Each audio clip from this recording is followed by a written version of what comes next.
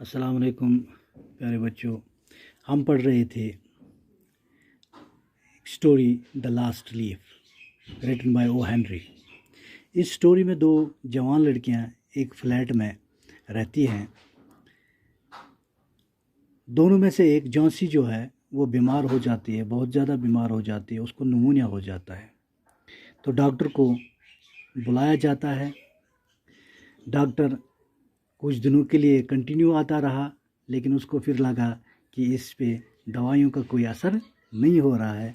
तो एक दिन उसने उसकी दोस्त शिव से पूछा कि क्या जॉन्सी को कोई चीज़ परेशान तो नहीं कर रही है। शिव ने कहा कि अब लेकिन आप मुझे क्यों पूछ रहे हो। तो डॉक्टर ने कहा इसलिए पूछ रहा हूँ कि क्योंकि उसने जहन में ये बात बिठा के रखी है कि वो ठीक होने वाली नहीं है, इसलिए अगर वो ज़िंदा नहीं रहना चाहती है, खुद दवाइयों का उस पर कोई असर नहीं हो सकता है। Shiv tried her best to make Johnsy take an interest in things around her. तो शिव ने अपनी पूरी कोशिश की कि जॉन्सी को अब जो इर्द गिर्द उसकी चीज़ें हैं उसमें इंटरेस्ट लगे। She talked about clothes and fashions, but Johnsy did not respond. Johnsy continue to lie still on her bed.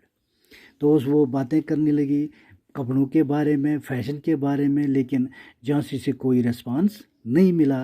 वो ऐसी ही पड़ी रही जैसे वो बेड पे पड़ी थी। Shiv brought her drawing board into Johnsy's room and started painting. अब शिव ने क्या किया, उसने अपना जो वो ड्राइंग बोर्ड था इसके कमरे में वो लेके आई। अब वो पेंटिंग शुरू करने लगी उस पर। To take Johnsy's mind off her illness she whistled working. इसलिए कि वो जो उसकी बीमारी थी उसने जो दिमाग में बनाया था कि उसका अटेंशन वो अब उससे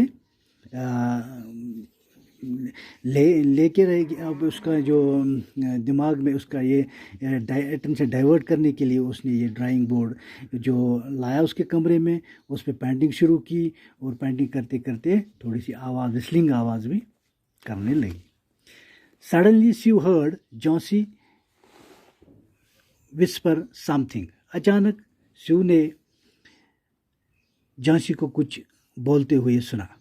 she quickly rush to the bed and heard Johnsy counting backwards.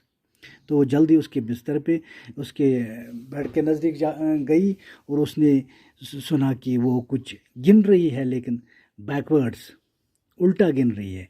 She was looking out of the window and was saying 12।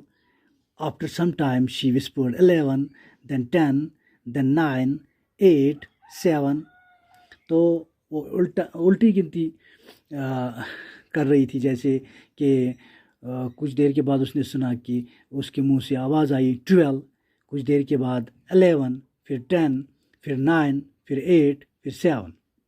Shiv anxiously looked out of the window.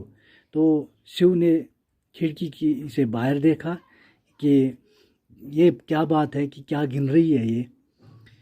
She saw an old ivy creeper climbing halfway up the brick wall opposite their window. In the strong wind outside, the creeper was shedding its leaves.